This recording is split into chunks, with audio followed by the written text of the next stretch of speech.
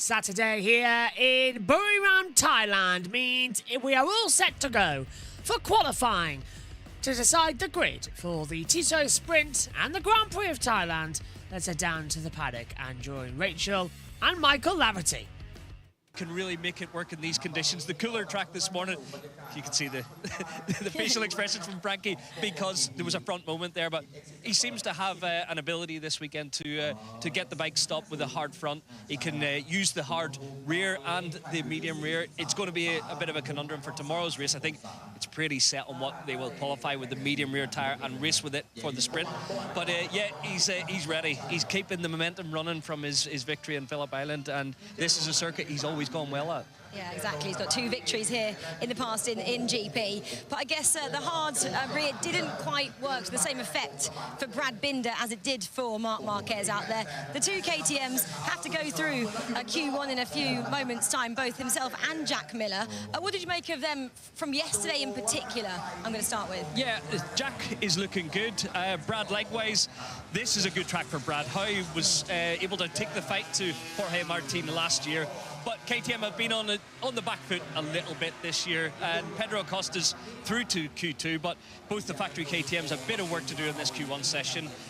They're close. In terms of their race rhythm, I think both Jack and Brad are feeling good, but it's been difficult this year to get the 1 lap time attack in, so it just puts them under pressure now on a Saturday lunchtime. You got to go out there in Q1, you got to put it all on the line, hope you're in the top 12, because if you're outside the top 12, it's hard work in MotoGP to make your way through. So yeah, a bit of work to do for them this afternoon. They'd have much preferred a quite leisurely 1 15-minute session, but they've got to hopefully do it twice, get the lap time in the bag, and get a spot through in Q2 this afternoon.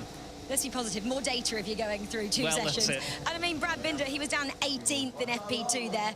0.8 was the difference between himself and Mark. So there's absolutely nothing in it, as Michael said. And it was a second, I think, separating the top 17 yesterday. So it is so close around this circuit here in Thailand. Well, we've been speaking about the KTMs, and Steve Day has been chatting to Francesco Guidotti for us on just how they can find something this weekend.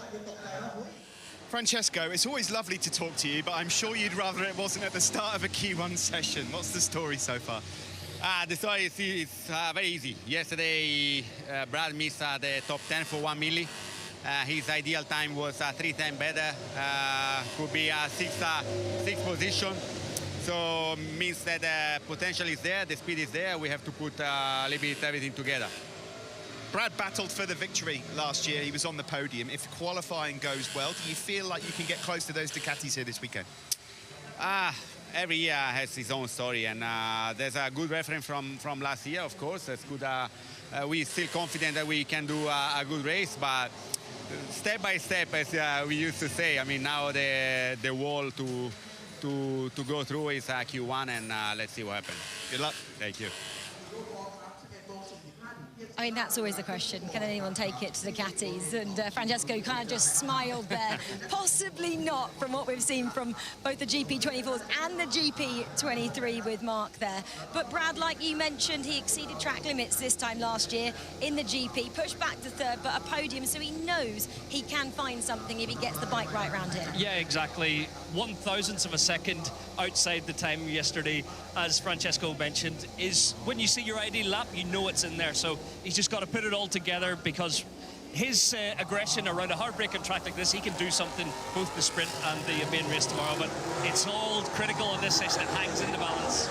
Well, it's getting loud out here, and the first man out, Fabio Quartararo, who again enjoys this circuit. The 2 KTMs are in this session as well. I'm going to hand over to Gav and Neil for a qualifying session 1. Thank you, Rachel. Welcome, everybody, to qualifying for the Thailand Grand Prix. Out of the circuit, then they come. Let's see who is going to be hot and who's going to be not in a very crucial session. 15 minutes then to decide the running order. If you're through here, you're through to the whole weekend. Having to go through Luca Marini, Fabio Quartararo, Ralph Fernandez, Takiki Nakagami, Lorenzo Salvadori, Brad Binder, Juan Mir, Augusto Fernandez, Alicia Spargo, Alex Rins, Jack Miller and Fabio Di Gianantonio. Quite a good mix, actually. Top 2 prediction. I already know SHT is going to ask, and he has already asked it in the YouTube chat as well. I'm just going to bend that camera down a little bit. He's asked already, who are your 2 riders to progress into the session for Q2? I will go with... It's a really hard one, actually. Raul Fernandez and Brad Binder. They are my 2. I don't think Digi's going to do it with that injury he's still got. Shoulder injury, remember? He's missing the last 2 races. I agree. Yeah, Julian's the same as me, yeah. Raul Fernandez, Brad Binder. And Raul is a good shout, yeah.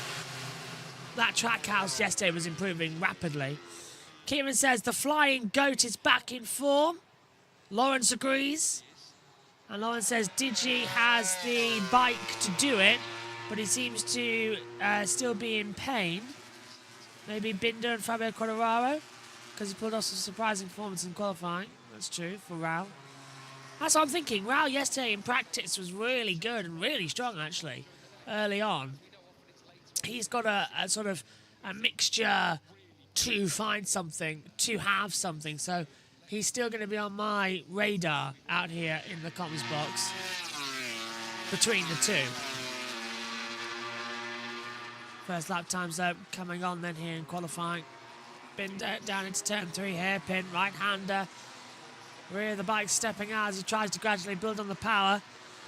No one's going to be having red sector times just yet because there's no sectors to find the deltas at the moment, so they're all just going to be playing with each other, building up speed, building up data, time between them all as well. Whoa, Miller on the front end of that bike as well, did not look steady. He's following his teammate Binder around. Front end of that KTM looks like it could drop at any moment. Jack Attack's really having to hold aggression for it. Rins sets the benchmark. 130, 614. We know the track can go quicker than that. We've just seen a 129 in the previous session by Marc Marquez. Binder 4/10 faster. Miller 2/10. Quartararo a 10.5. Into the last corner. Now we'll see the lap time start to crumble. Brad Binder's been consistent in qualifying every time he had to go through Q1 this year. It's a 129.760. That's a much better lap time. Miller does a 130.216. Nakagami 131.111. Alicia Spargo 133.243. That puts him 5th. Quartararo's improving. So's Marini. Raul Fernandez added to that list as well. Quartararo's over the line, and it's a 131.99. He goes 2nd. Marini goes 4th. Now 5th as Raul Fernandez goes up into 4th. Mia 4th. Augusto Fernandez 8th. Salvadori 9th. Digi's the only one who hasn't set a lap time just yet. Lap time cancel for Juan Mia for exceeding track limits. Digi's into the last corner, brakes hard, rear steps out, into the right-hander, pulls the throttle mid-corner, getting up to the line, and he goes 2nd fastest. It's a 130.020 for Digintonio. So Binder and Digi are the 2 riders through so far. Great sectors. Binder improving by a 10th. Half a 10th from Miller. Half a 10th, now a full 10th down from Alicia Spargo in 11th. He's not improving. Back riding injured. Mia needs a better lap time. He's got one that got deleted by the stewards. Into the last corner. Here's the sector times once again. Brad Binder does a 129.671. And Alicia goes 4th. Miller goes 2nd. Nakagami goes 4th. Alicia down to 5th now. Mia still getting to final lap time. Quartararo's up by the 10.5. Brakes hard with the front on the Yamaha. Points it out the last corner. Over the line. Fastest. 129.659. Didn't expect to see that one come through from Fabio Quartararo on the Yamaha. Might get through to Q2 after all. Didn't see that one coming. Stellar lap time there.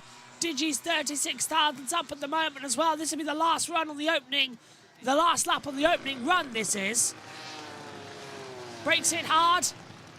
Turns in. Points and squirts up to the line.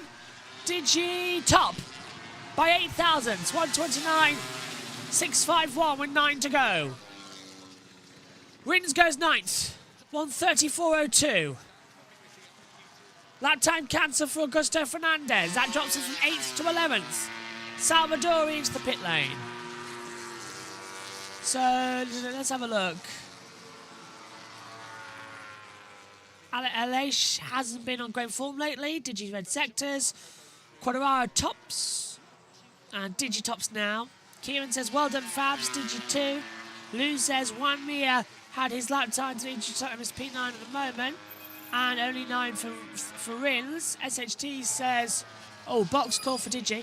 SHT says, I think people forget Digi got P4 last race despite his injuries because we focused too much on the battle for the win between Mark and Martin. Yeah, it was a great battle between the two, wasn't it, actually? Digi really did put in a solid effort. Digi's coming in now. They're all coming in now. They should do anyway. Ralph Fernandez improves up to 6th. Yeah, they're all boxing. So they're all going to go again. Ral, yeah, up into 6th position. So, run 1, Digi, Quadraro, your top 2. Then Binder, Miller, Nakagami, Ralph Fernandez, Marini, Aleix Berger, Rins, Mia, Augusto Fernandez and Salvadori. The 12. Let's head to TNT Sports. It's all parcel of the package. Yeah, we saw Ralph Fernandez actually in... I thought he was limping then. Yeah, I thought so. I think he just tripped up. Yeah, we saw Ralph Fernandez, didn't we? He took the front main wing off the front of the bike because of the wind at Phillip Island and the fast change of directions. And he said it felt better, but he lost out on the start, which you would do. Quite interesting. New helmet design, Fabio Quartararo. I'm not really a Marvel man. That's more your bag, Neil. Venom, new film, is it? Yeah, incredible. Absolutely incredible. Love the helmet design. No, I'm joking. No, it's not my cup of tea neither, Gav. Not my cup of tea at all. I like... Venom The Last Dance, by the way, is a new film, I'm told, and it came out yesterday, and that's why it's been brought this weekend. There we are. I like the Jorge Martin design for this weekend. Yeah, that's nice. Mark Marquez is one that is very similar to one he's had exactly previously here. But, yeah, Martin's... I'm not sure about the bit on the back that says the Martinator. It's high in the middle. See what they've done? See what they've done? Yeah. Yeah, I'm not necessarily a fan of that wordplay, but I have to say the rest of the helmet looks really, really nice. A little gold touches to it. Maybe it'll be bringing in gold from the end of the year. As it stands in this Q1 session, joining Martin in Q2, should I say Motors in Q2, will be Fabio Di Gianantonio on your screens here. Fabio Quartararo with Brad Binder and Jack Miller missing out by 1/10 of a second, and less than for Binder. They see Digi still having problems with his left shoulder. He was superb in Phillip Island. To beat Bastianini to the line for 4. Unreal. Unreal. His shoulder injuries are the worst. No let up on one of these bikes. Look at the positions they get themselves into, even more so now than ever. The radical body position. Put a lot of forces through your legs when you change direction, but you use your arms as well, as you can imagine. And then they're trying to stop yourself in all the braking zones. This is Fabio Quartararo on his outlap. 8 thousandths between himself and Di Gianantonio, and I feel like he'll have to improve on that as Aleix Espargaro is coming back down pit lane. Interesting then for Aleix to come back. Quadraro been getting his second run. Over and away we go then. Final 5 minutes. TBN Sun Gaming says Mark Marquez is amazing. With smiley faces, the glasses emoji. I like that one. Honda definitely have made progress this SHT. 110% they have.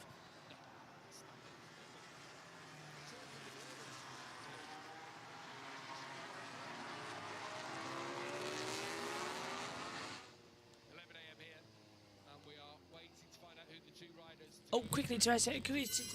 KTM riders are under at the first split. Yeah, like I say, They're going to need to. They're going to have to find something. I mean, the fact that Binder's done so many laps now, pretty much the identical laps, the 1 minute 29.6, 1 minute 29.7. He's done about 3 or 4 of them, if we include yesterday. Quartararo's blown his lap, meanwhile.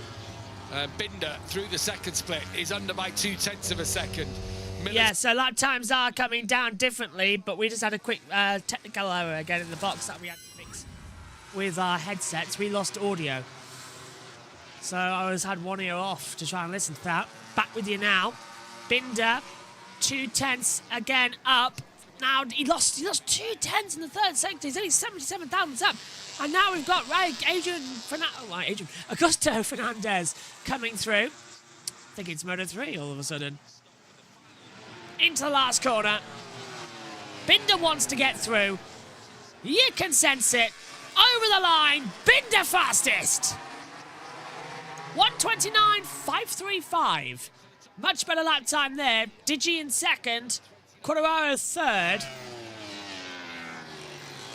I expect more from Raul. Raul's still got some data in there. Augusto fifth. 1:29.828. Good improvements across the board. Yamaha watching on for Quartararo. Again, all slow sectors. No one's improving out there. This was Quartararo losing the lap time down at turn 5 and 6. Oh, the front buckled and he almost had a high side as well. Bike twitched on the braking as he turns it for the left-hander at 5. He had to save that on his hand almost to push that back up. How he saved it, I don't know, but Quartararo, even in Jarvis was trying, Quartararo's going to hit the deck hard there and he saved it. Well held there, Fabi. Binder, hard front, medium rear. No one's out there on a brand new... Actually, I tell a lie. Aleix Spargo, brand new, soft front, medium rear. Everyone else has gone out there on a set they used earlier on in this session, so watch out for differential between the two. Binder, 54 thousandths down. Raul Fernandez goes 6th, 130.102. 4 thousandths faster than Nakagami. Close between the track houses and the LCRs. Binder's off the track. Binder's gone away. He's had to throw it away. Binder's off the circuit. So Binder made a mistake braking. Quartararo goes second, 1:29.617. Out goes Digi. Digi's got fastest third sector though. Digi looking really good. Third sector for Marini and Mir too. Let's see what they can do across the line. Digi fastest. Digi fastest. 1:29.429 as Mir has his lap time cancelled for track limits. Digi and Binder, the two going through. Binder's improving that first sector. So now the session's starting to coagulate. I hope that's a correct saying between the two. 9 hundredths for Binder at the moment between it all. Someone moved up the timing screen there, but I can't tell who it is. It's Alex Rins from 10th to 7th. 1:29.947. Aleix Spargo's improving. Quartararo's improving. Binder's improving. Steadily, they're all progressing through. Brad's going even faster. I told you Digi has the bike, though. These caddies are super fast. You're right there, Lawrence. Binder's improving. Quartararo's improving. Aleix dropped down a little bit as well. Coming through. I'm afraid I'm not going to be able to keep an eye on the YouTube chat as we come in for the end of the session. Into the last corner. Booted up towards the line. What have you got for us then? Quartararo, the first to cross it. Third to first. 1:29.406. Aleix Spargo goes 4th. Not going to improve. Binder misses out. Binder goes out. 1:29.567. He's getting another lap time in, but I don't think Binder's got another run. Binder might still try and push if he's got the fuel. We'll see what his first sector's going to be. 19.6. That's it. He's done. Binder fails to get through. That is a shocker. Quartararo's through. Digi stays second, and no one else is improving. Anticlimactic end to qualifying 1 here, but no one else is improving. Lap time cancel for Jack Miller. Drops him down to 15th. Raul's not done it. Rins has done it. Rins up to 7th. That's it. Raul's not going to improve, I don't think, from 10th. He's up towards the line. He's the last one that could. But we've had his lap time come through anyway. Raul stays 10th. There you go. Fabio Quartararo surprises everybody and goes fastest in qualifying 1. 1:29.406. Digi is second. They progress through, but out of Q1 and starting 13th down. 13th Binder, 14th Aleix Spargo, 15th Miller, 16th Augusto Fernandez, 17th Rins, 18th Nakagami, 19th Mir, 20th Raul Fernandez, 21st Marini, 22nd Salvadori. Well done to Lawrence, you got your prediction right. Benny with the French flag, but it's the two Fabios who have done fantabby-dozy in Q1. Let's go down to TNT. With the heat soak in the back, but that's an excellent, excellent first qualifying session for the Yamaha man. Yeah, I'll be so pleased with that. So will the team. They've done some work this year with the concessions. So not only have they done, obviously, all the races, they've done so much testing. And there's a parallel project of the V4 going on, and there's talk that'll be ready before the end of the season, ready for them. All right, I've not heard that. Ready for them to give that it was going to be ready. Yeah, well, at least to give it a go, to test it. So, Fabio Quartararo and Fabio Di Gianantonio are going to be going through into the qualifying final. Brad Binder misses out. A fabulous session then for the Fabios there, and especially Michael, that man on your screen, Fabio Quartararo. We were talking about him a little bit earlier. Got his first pole position round here, and then a second to Marc Marquez back in 2019. So he does like this circuit, but in terms of the boy saying where he struggled, it was a kind of after those two long straights we get here, more the twisty turny section. But it was in particular the bit we have to obviously highlight was when he almost went off. Put his elbow down. Do you think he kept himself up on that elbow? Well, a little bit. It was luck more than judgment. You can see it fully locked up on him. It was a goner, and he does immediately reacts, gets his body down, but releases the front brake, and somehow the grip comes back. It's one of those that should be a crash. 9 times out of 10 it is. You can see actually he does get his elbow on there, so maybe helps stabilize it a little bit, but the boys knew that. Could have been game over, but he managed to reset from there. And to put this lap together, because it's critical for him, he needs to be in Q2. He's secured a start on the front 4 rows of the grid, so that means he's got a fighting chance, but he just put everything together under pressure on this last lap, and perfect. He's so good in the middle part of the circuit where you've got those long hanging corners. Does obviously lose out on the run down to turn 3, but yeah, he put everything together there under pressure, and as you mentioned, loves this circuit. He's got a good history around here, and the Yamaha's improving, and he's beginning to click with it, so it's nice to see the progression all round. This first sector there, what the boys are talking about, of these long straights, can he do anything to find some more time there as the rest of the weekend progresses? Fortunately, no. It's limited with the package he's got, the Yamaha engine. It's got quite good top end. It loses a bit on acceleration. We were talking about it in free practice. Yamaha have improved their lower end device to get a bit more punch off of the turn 1 section, but it's still going to cost him 1/10 of a second. It leaves him vulnerable for an overtake into 3 in the race this afternoon. But he's got something a little bit more to fight with, but it's still a little bit hard work to battle with the Ducatis especially. Yeah, well, Q2 all the same, and obviously both the factory Ducati teams as well went straight through to Q2 yesterday, and Steve is down in pit lane for us chatting to Davide Tardozzi. Davide, we saw yesterday, it seemed that Pecco was having a few issues, but it looks like they've been resolved. Have you found something overnight? Yeah, we found something yesterday in the end of the practice, and it's been confirmed this morning, so we are pretty confident we have a good package. Has Marc's speed surprised you? A lot of people thought it was going to be a battle between Pecco and Jorge this weekend, but maybe Marc is up there going to be fighting for the win as well. Yeah, I'm surprised that somebody's still surprised about Marc, but anyway, Marc this morning tried the hard and on the back, and he was fast. He put the medium and he was faster, so Marc will be there, will be one of the guys that will compete for the winning. Lastly, tomorrow is obviously a big day, but this sprint, Pecco can't afford to lose any more ground. So how crucial is this afternoon's race? Yeah, I think that this weekend is very crucial because it's obvious that if we still lose points from Jorge, he deserves the championship. So hardly Pecco will try to be in front of him today and tomorrow. Good luck. Thank you.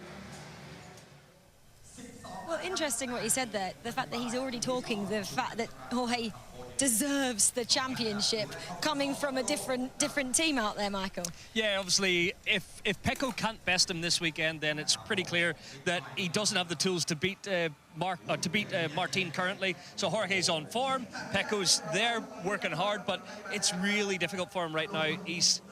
I can sense the frustration in his body language. He's trying his best, but Jorge's just got a little bit more. So, yeah, as Davide said, it's on this weekend. He's got to deliver. He's got to beat Mark this afternoon. He's got to best Jorge. He's got to turn these sprint performances into a result, which he hasn't been able to really do at will this season. I love that question as well. Does he surprise you, Marc Marquez? No, he never does. I mean, are you surprised of what we've seen so far? You wouldn't be surprised if he went on the top step, would you? Not in the slightest. Honestly, I was surprised it took him the first half of the season to get as strong as he is, but right now, even on the older package, he can work wonders. He is the miracle man out there, the best comeback we've seen in a long time in bike racing, and he's bringing the fight to this man. He looks a little stressed, doesn't he? Obviously praying to the gods out there, but he's got things under control. He looks so good this weekend.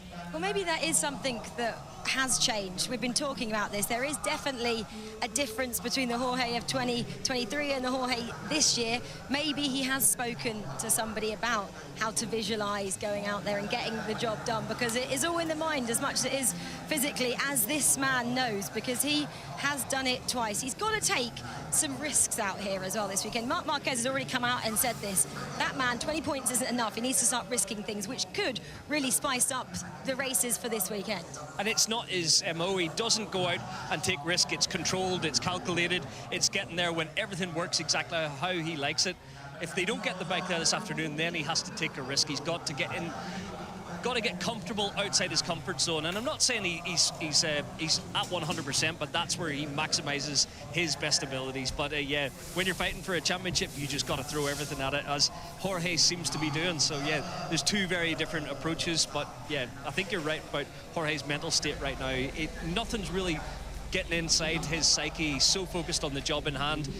Putting it on pole, you wouldn't put it past him right now. He just seems like he can almost walk on water. He's the most confident person out there, and the helmet shows that as well. The Martinator. I mean, if that doesn't say, I'm going to go out there and get some extra points in my pocket for this title, I don't know what does, Michael. Yeah, obviously the Martinator, it's a nickname, a moniker I didn't really like, but obviously it's very fitting for his approach to this championship. And yeah, if he backs it up, we'll say that I'm okay with that one then. Yeah, exactly. Well, we're fast approaching the second qualifying session here.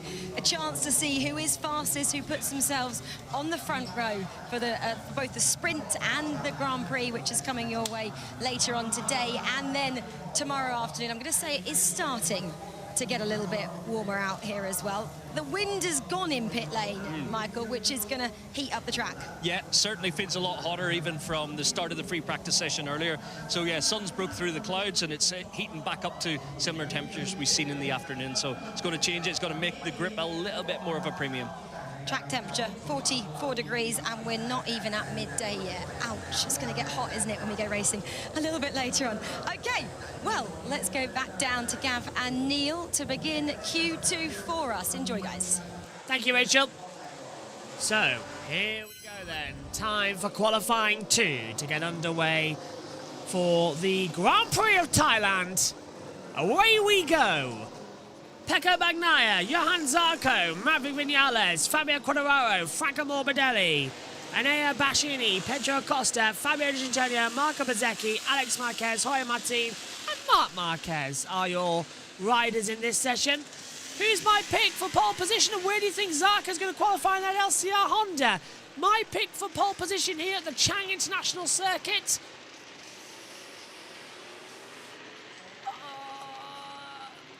It's a Ducati. It's a question of who. I'm going to stick my neck out of the line, and I'm going to say Marc Marquez will get pole position. That's my pick. I still think that Megan went for Pedro Acosta yesterday for her pick for pole. And Megan said that I've got Acosta in the sprint race. And he was fast, so I'm sort of like that between the two. So yeah, that's my pick between it. Hard front, new medium rear. That's the go between for everyone, apart from Marco Bezzecchi and Alex Marquez have gone for soft front, medium rear. Quartararo has a 4-lap old medium rear, but a brand new hard front tyre. So let's see what you guys are saying.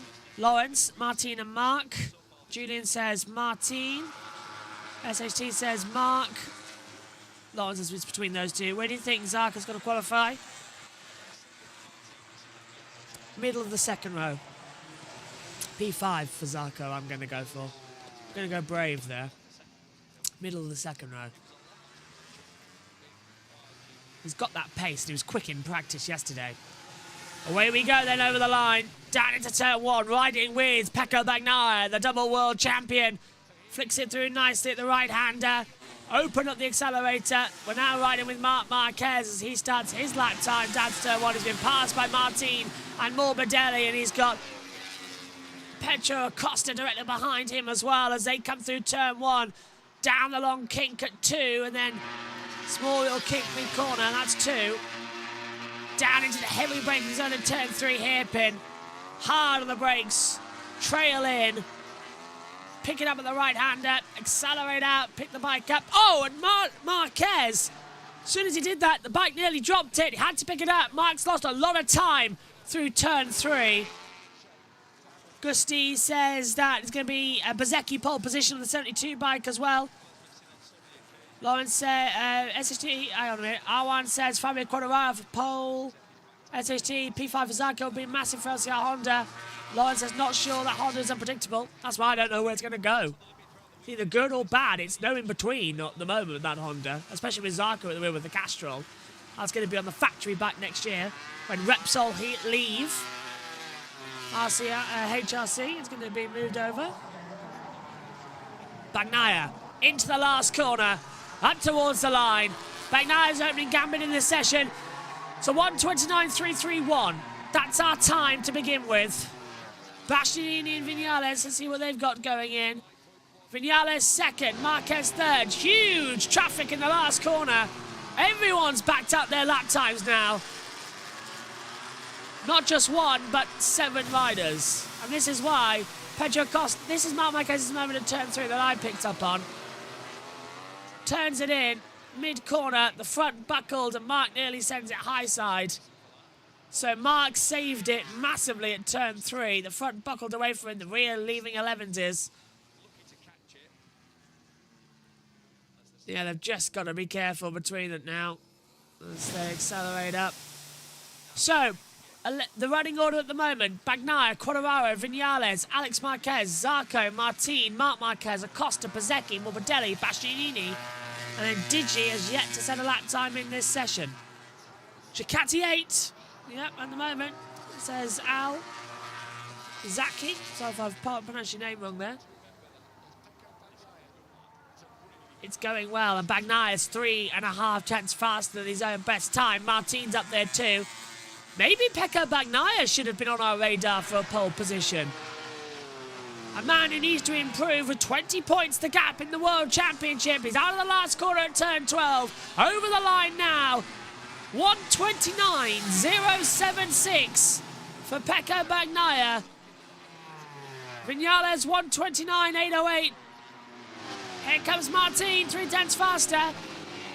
Over the line we come. Bezzecchi up to second. Martin takes it over. Bastianini, Marc Marquez third. Bastianini fourth. Acosta fifth. Bezzecchi sixth. Morbidelli seventh. Quartararo 10th. Zarco in 11th. Digi must be having some sort of issue. As you say, he's NC at the moment. Hasn't set a lap time. Pedro Acosta.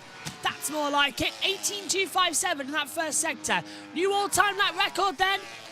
Marc Marquez is 1:29.165 from yesterday, beaten 1:29.076 for Bagnaia as things currently stand. What a fantastic turnaround this is becoming here for the Grand Prix of Thailand for the Premier class. of MotoGP. Yeah, I've got this feeling that Digi might be having some sort of issue. Unless he's saving his bikes and tyres for one run. Top 4 riders in the standings are 1, 2, 3, 4 at the moment. Yeah, you're right. In a different order, though.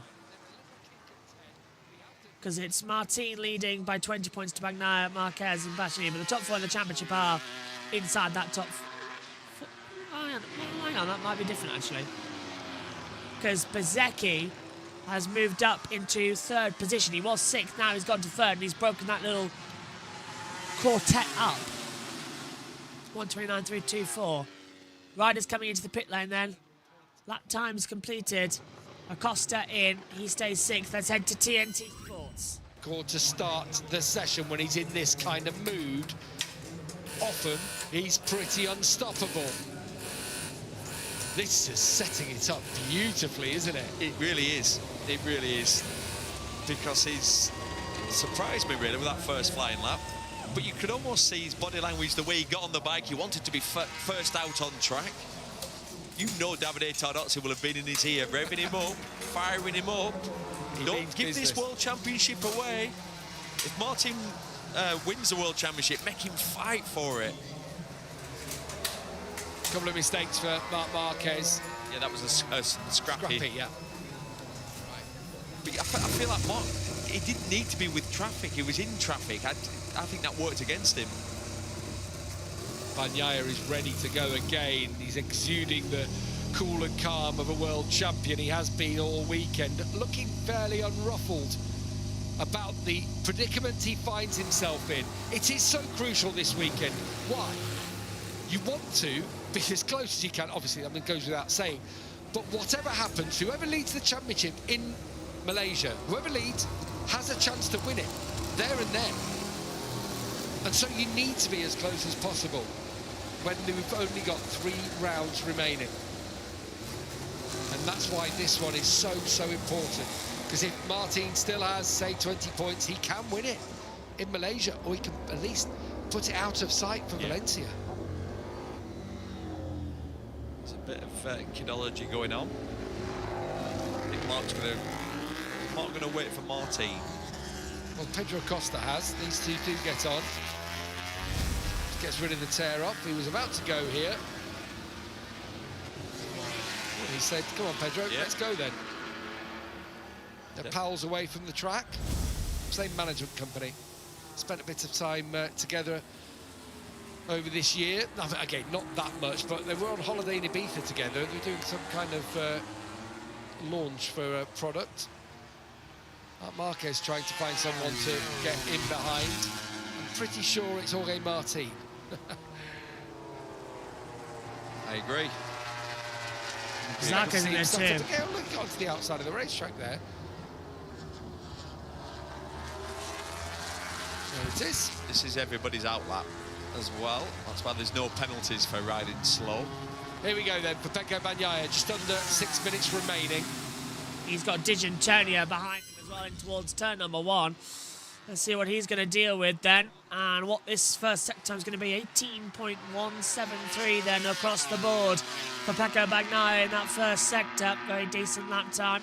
333 kilometers an hour. Trail braking down into turn 3. We're stepping out. Sunshine for the first time. We heard from Rachel down in pit lane saying that the sun was starting to break through. And see now coming apparent as Martin and Marc Marquez block each other off then coming across the line. Bagnaia's a 10th up in the first sector, 25.354 in that middle sector.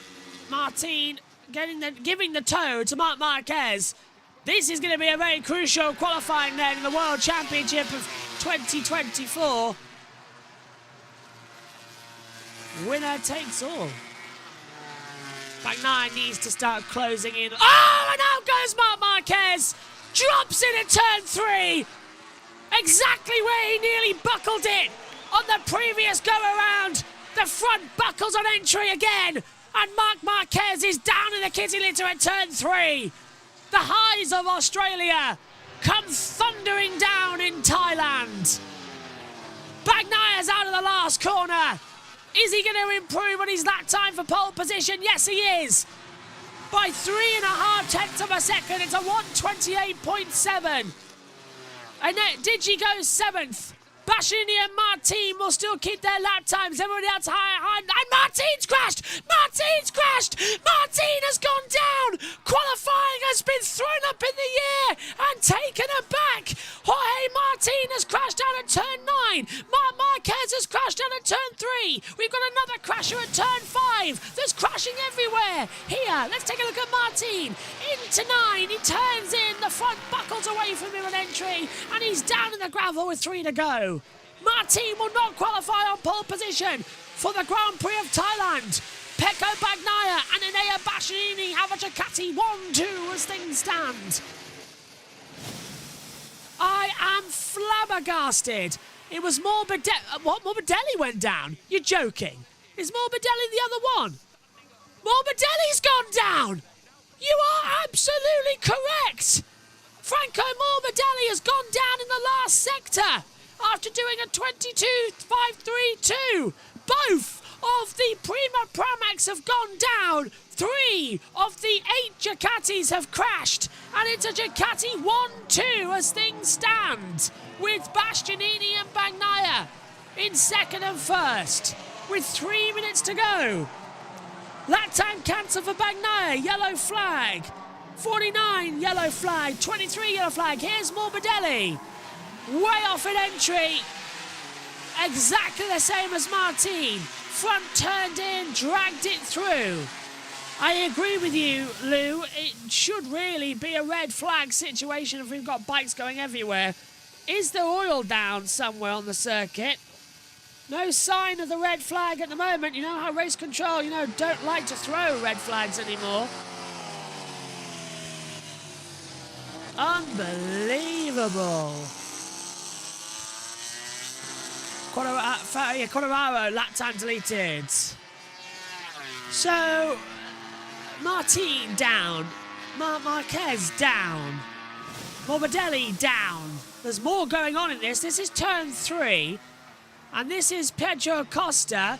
Oh, right, no, that was Costa past Zarco. That was Marc mid-corner with the front dropping away from him, as we saw. So he trail brakes into Martin. Can't stop, turns in, and even before he meets the apex, the front end just goes from him. And down he goes like a sack of spuds. Hello, Zen from Lombok in Indonesia. We were just there a couple of weeks ago in Indonesia. Cristiano says WTF. Mark's stupid. Vinales abort. Don't know what to say about Mark. Always follows Martin's lines. Indeed, yeah. Well, this has changed the complexion. Martin, Marc Marquez and Morbidelli no further apart. Martin's going to hope he can stay 3rd place, but he's going to have work to do in the sprint race. Here's Marco Bezzecchi. Into the last corner. Boots it up towards the line. And it's a 1:29.480.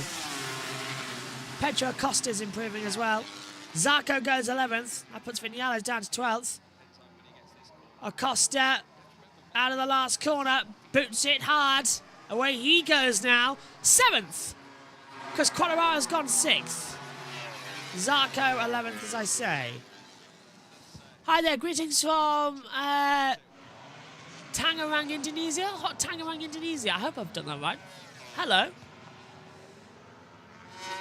Quadraro with a great lap. And down has gone Johan Zarco at turn 1. The right-hander, 90 degree, I presume the front's buckled on him. Bagnaia's in the pit lane with the checkered flag out. He knows he's got pole position. Checkered flag's out. Anticlimactic end to qualifying, but that's it. Nobody else is going to improve because of that yellow flag for Zarco at turn 1.